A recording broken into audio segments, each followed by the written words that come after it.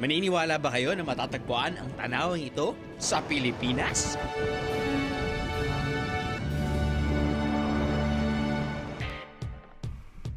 Sakaling ma-stranded ka sa ganitong isla, ano ang gagawin mo?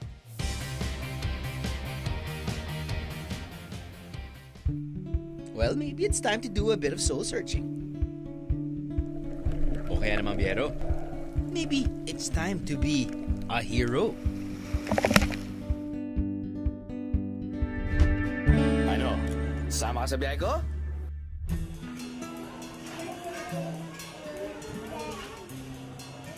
Ito ang Beary Island na matatagpuan sa Northern Samar. Kung hindi nyo pa to alam, i-google nyo na. Bilis, go! Siguradong puro magagandang litrato ng mga rock formation ang una nyo makikita. 100 to 200 pesos balikan ang pagrenta ng habal-habal mula sa Sawangan Port para makarating sa mga rock formation na to. Depende ang presyo sa dami nyo at sa tagal na paghihintay ng mga habal-habal para maihatid kayo pabalik.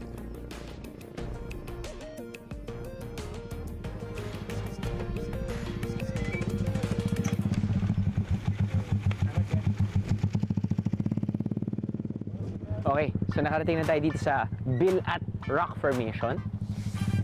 First time ever. Kita ko lang to sa internet eh. Usually naman kasi bago tayo lumakbay, konting research ka, konting Google ka, tapos i-click mo yung images bago mo basahin yung description. No? At ito yung unang lumalabas kapag sinearch mo, Beary Island. Ganda sa pictures, man. And usually naman kasi, di ba, pictures just don't do justice to the place. So, it's better to see it in person. Wow, ganda! Loko lang dun pa. So, ito yung tulay na dinadaanan natin ay surrounded by mangroves. Love it. Para sa mga hindi nakakaalam, yung mga mangroves kasi serves as a parang defense. Natural defense mechanism. Ayan, sabihin natin may malakas alon. Bam! Pagpunta nila dito, wala na. Yung intensity na minimize. Hindi pa man nakararating sa rock formations, pwede mo nang maubos ang memory card mo sa kalilitrato o kasi selfie rito sa mahabang tulay na to. Gawa sa kahoy at semento. Nakaangat ito at napaliligiran ng mangroves o bakawan. It's like a portal to another world. Yun, no? Holy smokes, Batman! Holy gigantic waves, Batman! Kita mo, medyo hindi pa ganun tayo kalapit. Kaunti kalayuan pa, pero nakikita mo yung kung gaano kalakas yung alon, no? Kita mo? Yan! Oh! Langway tayo, guys! Alam niyo na, ang susunod nito, mga wide shot, mga beauty shots, na papakita namin sa inyo. Ako nakaupo doon, tapos may side shot dito, tapos kung minsan may 360 pa yan, gamit ang go. Di ba? Okay, yes. Daddy, pwede mo ako i-carry doon? Doon, no? Tapos doon kanta ka ng, Hey, Baba Richie, Baba! Henna!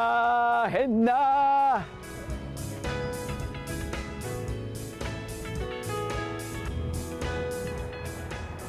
Medyo maganda dito, ah. Medyo malakas ang alon. Medyo bad idea to swim. Dala pa naman ako ng goggles.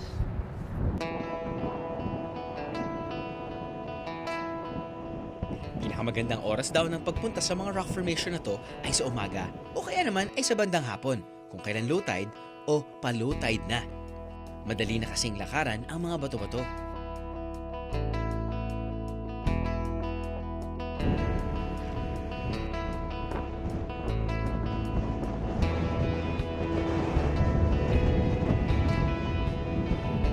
Nasaan ba tayo, kuya? Kuya, nasaan ba tayo? Ilocos tayo, sir! Ilocos ba? Pabukbod! Kala ko nasa Batanes tayo eh. Pero alam nyo, dito sa Beary Island, hindi ka mababato.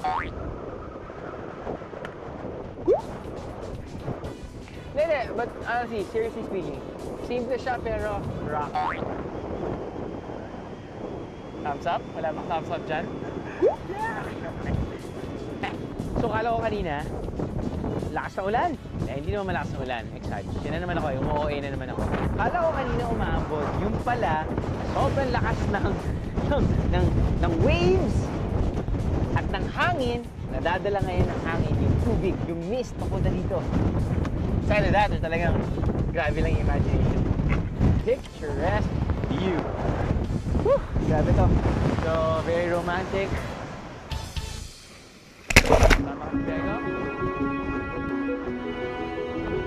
Ito napakagandang view ng mga rock formations dito. I mean, taka dito sa kaliwa, ay sa kaliwa. Kanan! Derecho! Ha! Wala lang, I guess kaya rin ito yung lumalabas kapag ginugoogle mo Biri Island dahil talagang napakaganda. And I guess this symbolizes or this is a reflection of Biri Island. Diba? This is the image of Biri Island. Yeah. So beautiful.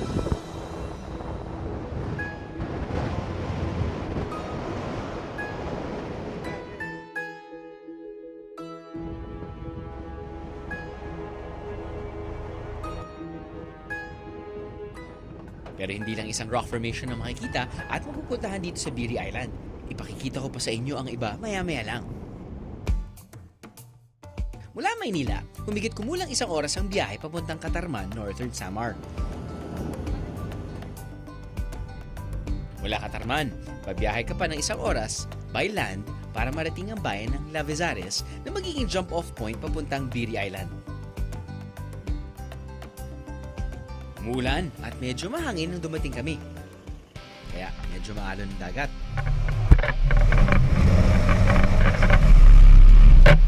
Hindi pala medyo maalon.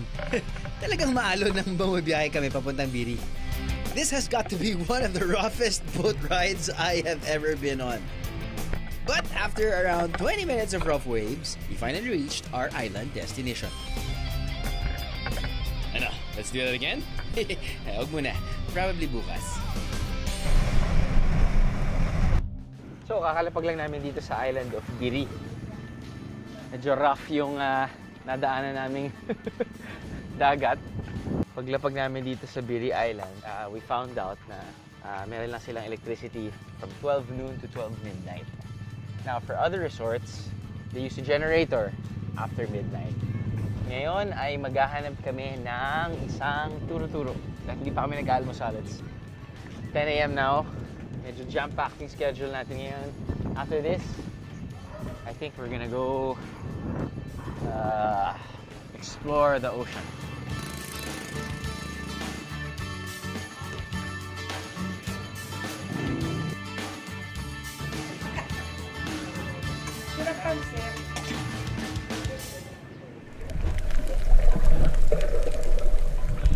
When we return, let's go hunting.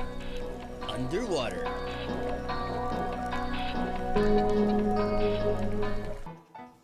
For lobster? Alam mo, feeling ko dapat lumebel up na rin yung biyahe ni Drew eh. Feeling ko dapat tayo na rin nanguhuli ng mga isda. Diba? Snorkel, bigla, bam! Spearfishing! Dilis. Ano? Sama ka sa biyahe ko? Ano? Sama ka sa biyahe ko?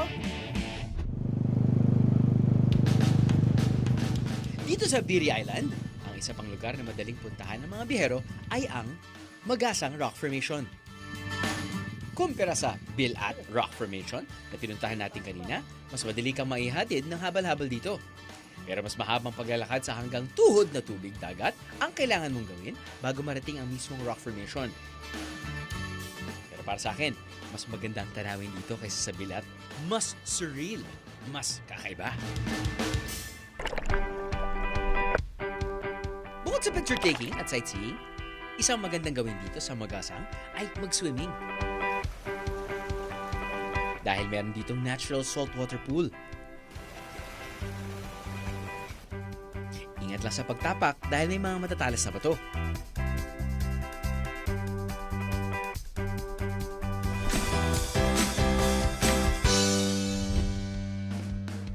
Pero kung diving talaga ang gusto nyong gawin dito sa Biri, pwede rin naman. At habang sumisisid kayo, bakit hindi na rin tumulong maglinis ng dagat? Yan ang ginagawa ng Biri Initiative, isang non-government organization dito sa Biri Island. Sure, Biri Initiative is an NGO which was established in 2012. Our primary objective is to help in coral reef restoration in parts of the Philippines where there's been significant damage as a result of illegal fishing methods, but also to create alternative jobs to coastal fisheries in places where alternative forms of employment are very hard to come by. Kabilang sina John at Loreto sa mga volunteer ng Biri Initiative. At ngayong araw, sasama tayo sa isa sa kanilang mga gawain. Si John ay isang Pranses at si Loreto naman ay Espanyol. Pareho silang may background sa marine biology. So why choose this place? Is your country already free from, ocean pollution or No. No? No, there are several marine protected areas in our country, but well, we have been doing this for many years. Yes. Before I was born, and it's very complicated. The legislation, lots of Yes. paper. There are also many experts down there, and I think here there are few. You, correct. So it's more important to be here, That's good. That's good. and you can really work with communities. Right. Is it hard for you to live in this type of surrounding? No. No, No, no. no, actually like it. I like You the food. You like the food, eh? Yes. Ah, very good. Very good. What about the food that you like? I like fish, The fish. crab, mango, Oh, the coconut. mangoes. Coconut.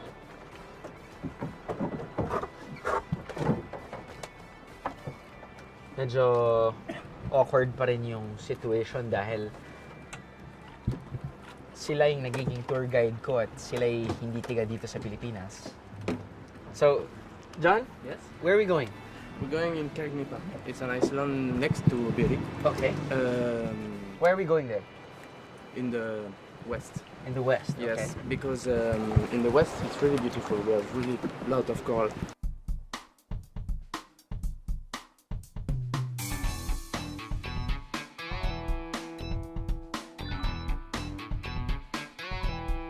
What are we doing here? Yeah, there is beautiful coral. Okay. Really, but they are endangered because one species of sea stars. It's called sea stars? Yes, it's a sea stars, but the Okay. real name, the scientific name, is crow of town. Crow of Tone. Yes, crow of town. Okay. It's very ugly. It's very ugly, really. Why are you Well, taking it's- them off from It's a the... species that really eats the corals really fast. There you go. Faster than the coral can grow. Sea Yes. pests, pretty Yes. much. Yes. Ah, okay. Really fast. Are they poisonous Yes, if you touch them. if you touch them? Yes. Ah, it's a great gift to your enemy, huh? Yes, it's our enemies.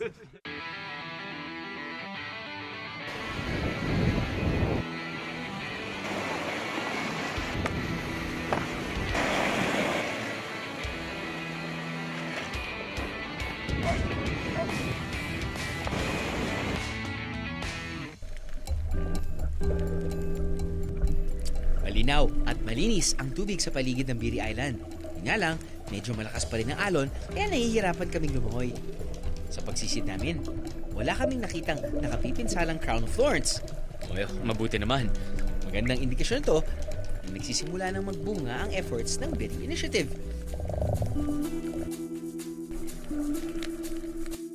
Siguro after mga good 30 minutes of searching for what I call them sea pests, yung hinahanap nila eh.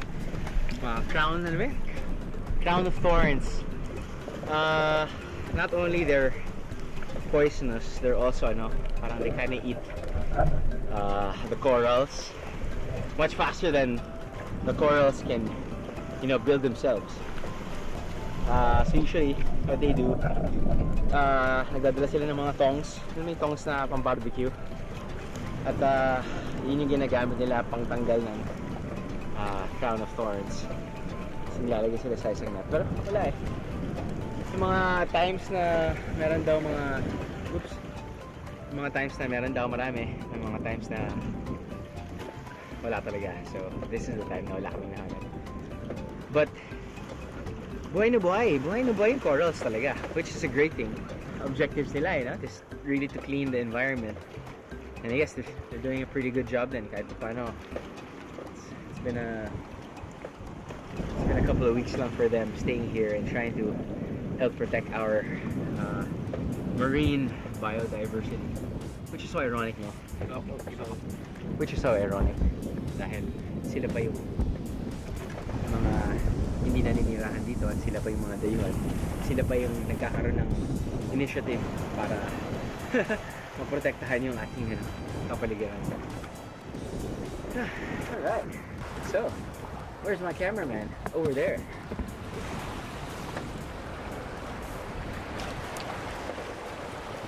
Shokoy out of the water. Gusto niyo makita ng up close and personal ang nakapipinsalang crown of thorns, mga biyero? Ito yung hinahanap namin kanina.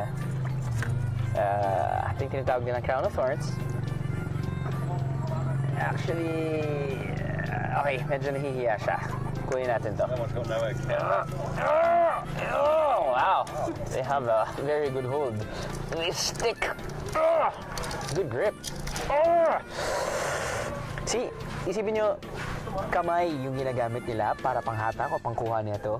Medyo imposible dahil medyo wild yung grip nila, no? And at the same time, these things are very venomous. And then I'll show you what they do kapag agitate sila. Sa gitna, may lumalabas na itlog. Yan na, lumalabas na sila. So pag lalabas sila ng itlog, ay di dadami sila. Ay di yari kayo. Yan. Parang tumutulis yung ano nila. I know. So syempre, I guess defense mechanism nila yun, di ba? Or parang, oh sige, you get me! I'll lay some eggs! Go forth and multiply! So currently, yung ginagawa nila, they take it out, tapos nun, tinatapon na nila. If you can call it. Yeah, probably dry it out.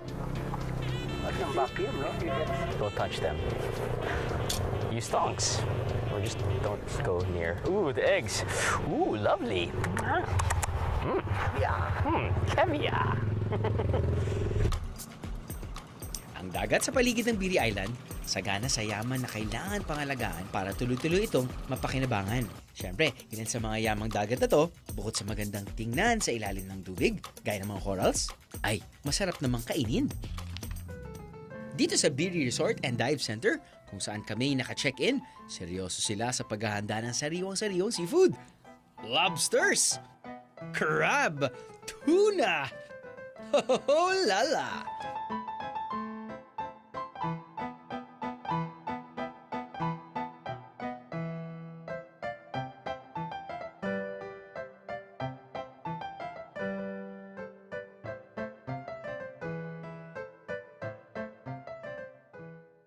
Not bad yung setup nila dito sa Biri Island. Ano ba ma-explain? Hindi pa namin naikot lahat, no? Pero sabi nila it's very small in area size. Yun yung beach. And then just a couple of steps away, ito na yung resort. Right there, on the left. Right. So parang itong open area na to, ito yung daanan ng hangin. Tapos kapag meron kayong naririnig na tricycle, motor, yun yung parang means of transportation nila. Makakita kayo ng isang motor, tapos nun parang medyo may konti extension sa likod dahil parang may mga apat. Parang habal-habal nila yun. Kaya yung narinig mo mga motor. Dahil ito yung daanan. But, right in front of the resort, nice setup, like what I said. May konting inuman dito, I'm sure. Tayo, ang gagawin natin ngayon, may konting kainan. Actually, hindi lang konti dahil maraming prepare sila for us dahil mostly seafoods. And we got some chicken dishes with soup and fruits. Handain na natin. Yung mga ibang westerners talagang hyped up yung mga lobster. No? Pero sa atin, sa mga probinsya natin, hindi rin ganun kamahal dahil ang dami natin ginto talaga eh. Sobrang yaman natin sa seafood. Hindi lang sa isda, kundi sa mga lobster katulad nito. Kanina nakita namin niluluto ito itim pa eh. Ngayon, pulang-pula na. Okay, so apparently, mahal din yung pagkabenta nila dito. It's 900 pesos per kilo.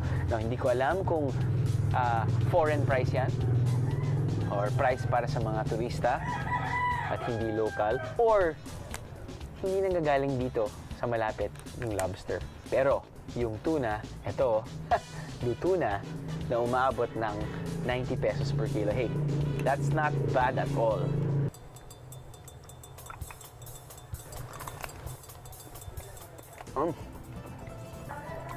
Ayos lahat naman, lahat.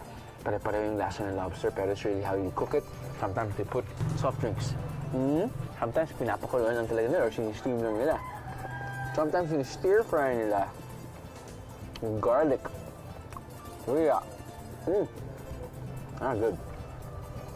Not bad at all. Any type of seafood, it has to be fresh. And so far, what I've been eating, it's fresh. Oh, wow. Wow. Also off the bone. Alam mo yung pinaka-favorite part ko sa isda? Ang favorite part ko sa isda ito. Ito! Yan! Hindi ko alam bakit, pero gustong-gusto ko parati yan. Yan o, ito. Yan, yan. Ito. Ito. Yan. Yan. Ito yan. Alam mo, feeling ko dapat level up na rin yung biyahe ni Drew eh. Feeling ko dapat tayo na rin nanguhuli ng mga isda. Diba? Snorkel, biglang BAM! Spearfishing! Dilis. 10 dilis yun. Tadadadada! So, gagawin mo, iba-barbecue mo. Kapag nanalo na kami ng ng Department of Tourism Award. Okay, ma'am. Sabi siya, dude. Sabi siya. Ito, gagawin natin, babalik natin dito. Pare-parehas naman sila para puno pa rin yung plato. Hindi lang puro seafood ang inihahain sa'yo rito mga biyero. I'm sure mapapatululaway din kayo sa iba pa nilang pagkain. Buha tayo ng...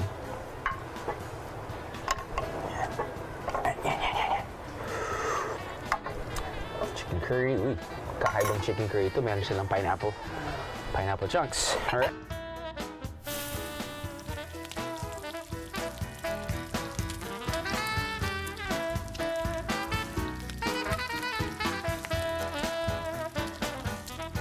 Because of the pineapple chunks, tumamis yung chicken curry natin ngayon, Chong. Yum! Kaya ito yung Filipino style of cooking chicken curry eh, dude. Di manghang. Lahat matamis at di manghang.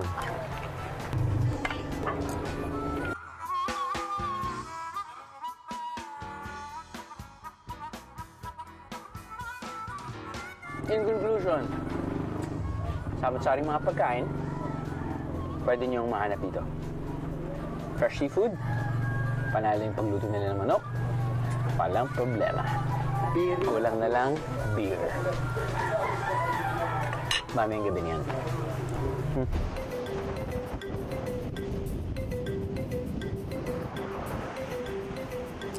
Sa ating pagbabalik, lalo kayong mapapawaw sa hiwaga ng dagat. As we explore more of Biri Island's out-of-this-world rock formations. Ano? Sama ka sa biyahe ko? You love me. Love you. It's meant Swerte ako sa'yo. Wow! Happy Valentine! Nakalipas na ang araw ng mga puso, mga biyero. Pero hanggang ngayon, nilalanggam pa rin kami sa tamis ng mga comments nyo sa aming Valentine's episode sa Bukod Benguet. At dahil dyan, narito ang inyong fun na fan feedback! Ito, simple lang ang banat ng kaibigan nating si Oes Enriquez. Intense lang talaga ha. Salamat, Gully Gush! Alam din naman namin na corny kami. Sinasadya namin yun, no? Ayan, ang hirit ni Mrs. oh. Wait a minute mga bihero. And sobrang kinilig kayo sa amin ni Mrs. Check out this never-before-seen clip mula sa aming Valentine's episode. So, pero after...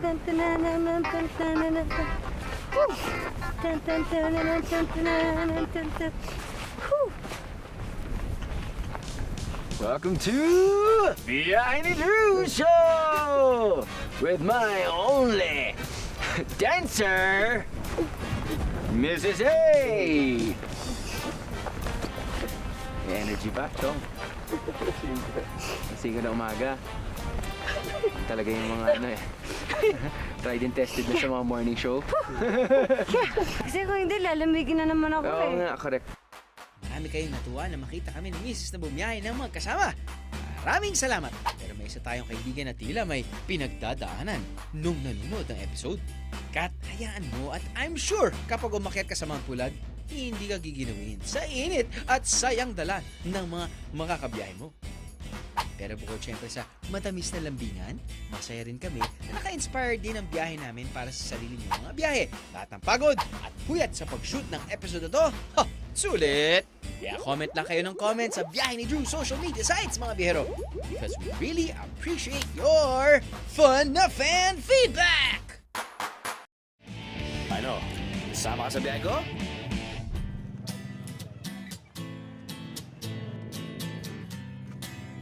Matatagpuan ang Beery Island sa Northern Samar, halos kaharap ng Pacific Ocean. Kaya hindi nakapagtataka na malalakas na alon ang humahampas sa islang ito kung minsan. Naging daungan din nga raw ito ng mga galyon noong panahon ng Kastila at nag-ihon pa ang mga to na naglalakihang angkla bilang ebidensya. Mula noon hanggang ngayon, simple ang naging buhay ng mga lokal ng isla. Ang ikinabubuhay lang naman namin dito, katulad ng saging, nyug, mangingisda, magtanim ng palay, yun lang ang ano dito. At saka magtanim ng kamuting kahoy, kamuti.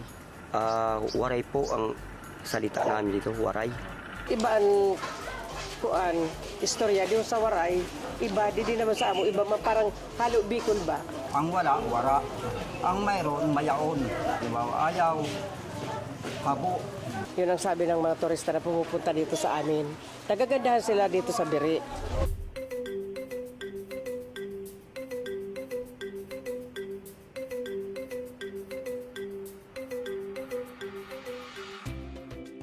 Sa unti-unting pagsikat ng Beery Rock Formations at sa pagiging madali na ng pagpunta rito, unti-unti na rin nagkakaroon ng ibang kabuhayan ng mga taga rito. Also, by boosting tourism, we will provide alternative forms of employment for people who currently have no alternative but to catch fish.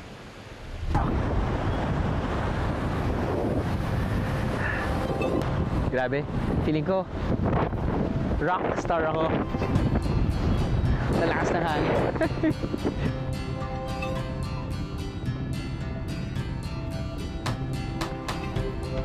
So, ang gagawin natin ngayon mga biyahero, galing tayo doon sa tuktok.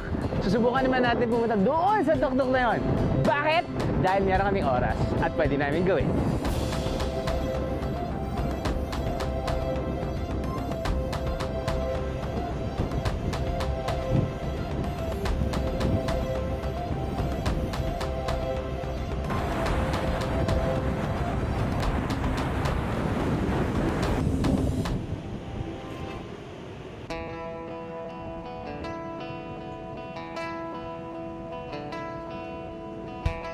So, besides the usual selfie or groovy, ang pwede nyo gawin ay, well, mag-fish. Ano din? Meron mo na uli? Ha? Meron ka na uli? Oh, wow! Ang laki! Teka, hindi ba yun yung ano? Pain? Hindi ba yun yung pain? Pain pa lang yan, sir. Sorry. Pain pa lang yan, Relax diba? lang, pain pa yan. Yun yung nahuli mo, bro? Selfie na lang tayo. Ano na lang. Smile!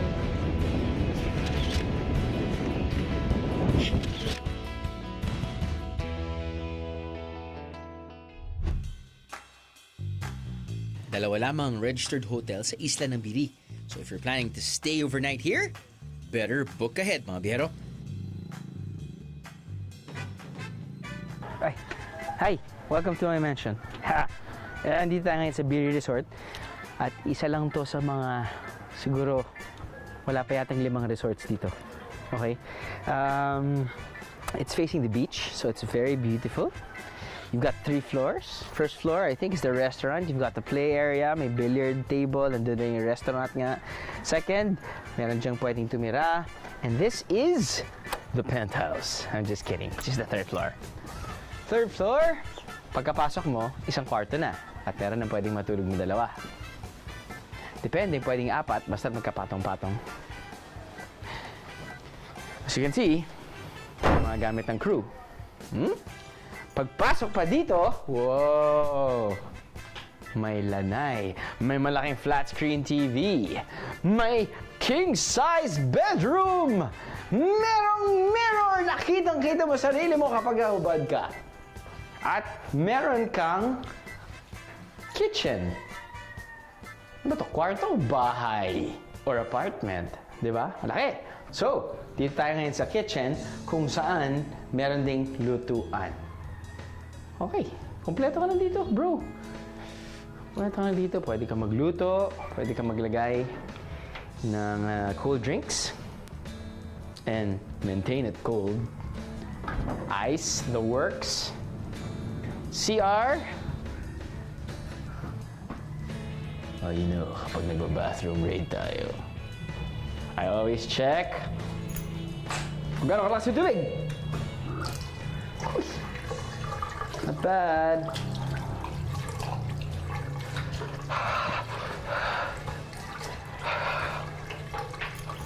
Sorry. Hot water? Yes. Clean toilet? Yes. Privacy? We'll see. Yes. Ay, sorry. Akin tong brief na to eh. Huwag mo kinukuha mo. Okay. At dahil kukonti rin ang kainan sa isla, sagot ko na rin ang Biri Resort niyan.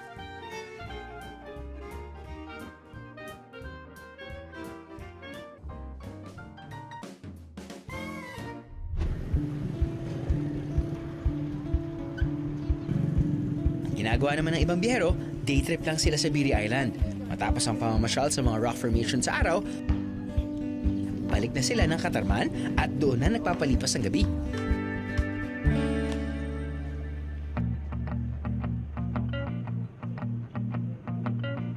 Isa sa pinakabagong hotel sa Katarman, ang Cafe Eusebio. Yep, it's a cafe. And it's a hotel too. Is that cool?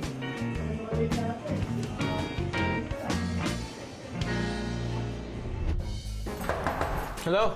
Room? Sir, diyan po nakatira. Hello? Ha? Room po yan. Sorry, room ko pala to. Room! Nasa susi sa akin. Sensya na sa. Bakit ako nakahawak ng cookie?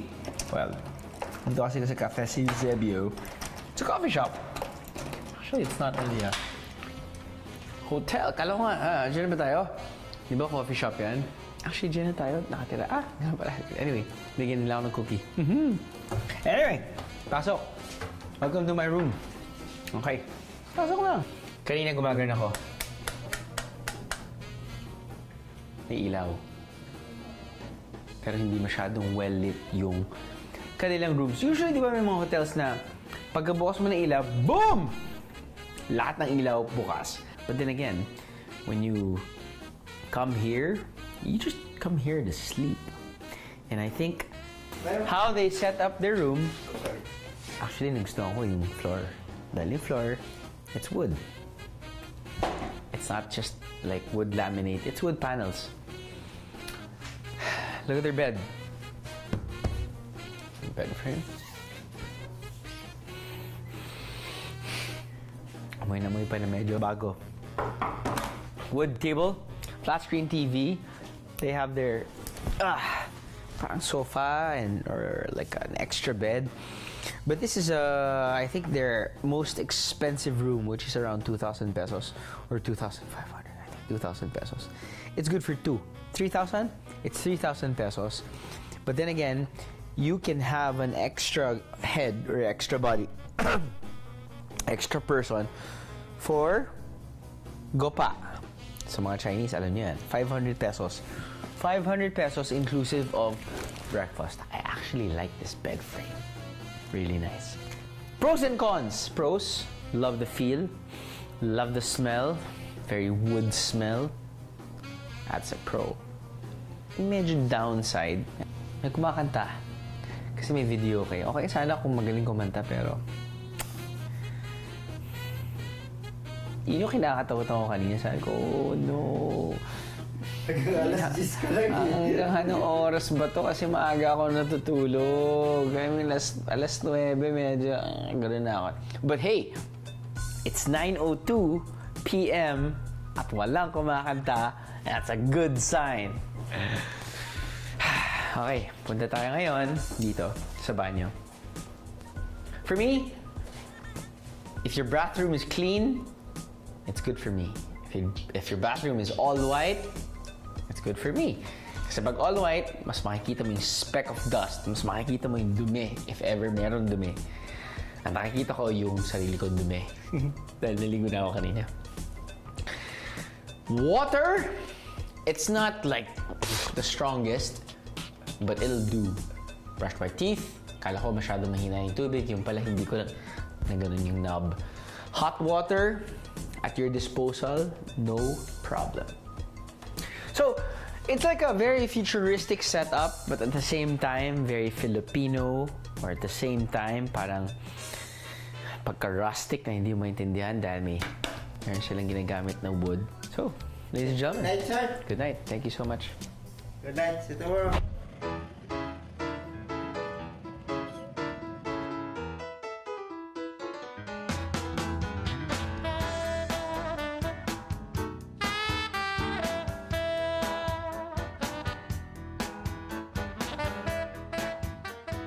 Pero kung may energy ka pa, o kaya ay gutom kayo mula sa biyahe, marami ring pagpipili ang makakainan dito sa Katarman.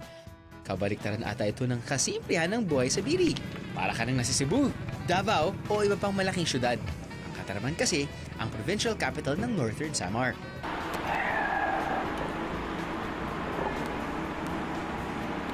Oh, hi. Good evening. Basta. Turista ka rin ba? Sabayan mo na ako kasi ako na mag-isa dito eh. Subukan lang mo muna, okay lang, walang problema. So naisip ko magtanong sa mga locals. Sinabi nga nila na itong Chipan daw, ito yung pangalan ng lugar, Chipan, dito daw yung pumupunta yung mga tao. Pwede silang kumain ng dinner. Pero parang, hindi naman sobrang gimmick place to, no? Pero nakikita ko may mirror ball sila kanina, mag-umiibing ilaw, tapos may malaking TV, may banda usually. Pero ngayon, pumunta ako dito dahil gusto ko mag-dinner. Medyo early morning flight ako tomorrow. So, ito yung in-offer nila sa akin. Now, baka gusto mong tikman, ito yung kanilang mixed seafood. Sizzling mixed seafood.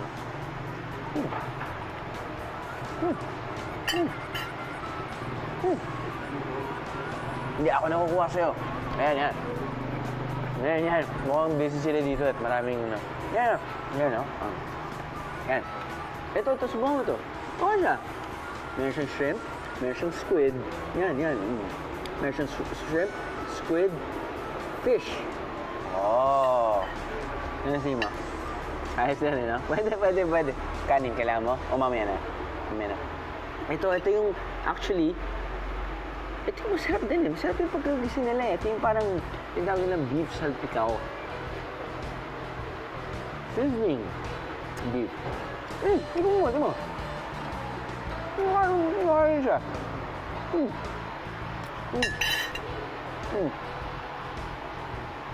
Kala mo ng kanin? No? Pag ganyan, kalasa, kailangan mo ng kanin eh. No. Ikaw, inuunahan mo na ako, tumitingin ka na kagad dito ha. Ito, sabi nila, Kasi deep fry nila yung prawns. Tapos nilalagyan nila ng siling haba. Pati yung mas manghang na sili. Yan. Baka, ang lapit mo naman sa plate ko. Ikaw naman. Sige na nga, ikaw naman muna. Okay lang problema. Yeah. Oh, hindi. Baka matili ka. Ako na muna.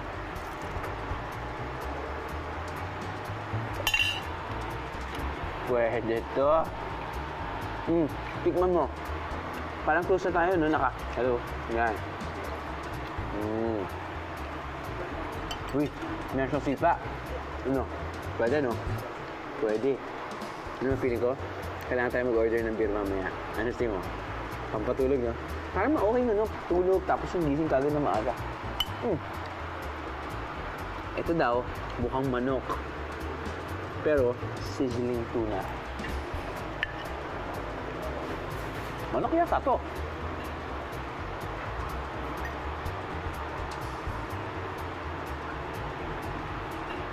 Lasang manok. Ano nga ulit, ha?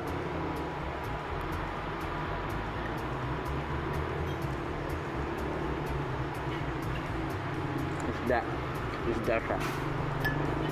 Ayun. Kung wala ka naman kasama at may oras ka, sabay mo na lang ako. Gusto mo? Okay lang? Alright. Cheers, man. Sige, sa'yo na to. Hindi, okay lang? Next. Sige. Salamat na lang, ha?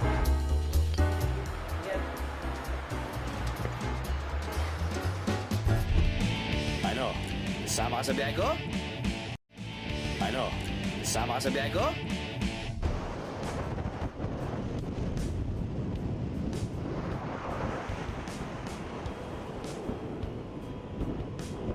Kasama ang Biri Island sa top 10 hidden gems of the Philippines ayon sa listahan ng isang private auditing company. Idineklara rin itong protected seascape and landscape ng Department of Environment and Natural Resources noong year 2000. Taon-taon daw ay parami ang mga biyaherong pumupunta rito para mamasyal. Sana naman, sa pagtaas ng bilang ng mga turista, umunlad din ang buhay ng mga naninirahan dito. Habang napananatili ang likas na ganda ng lugar. Kaya let's all do our part, mga biyahero. Be a hero.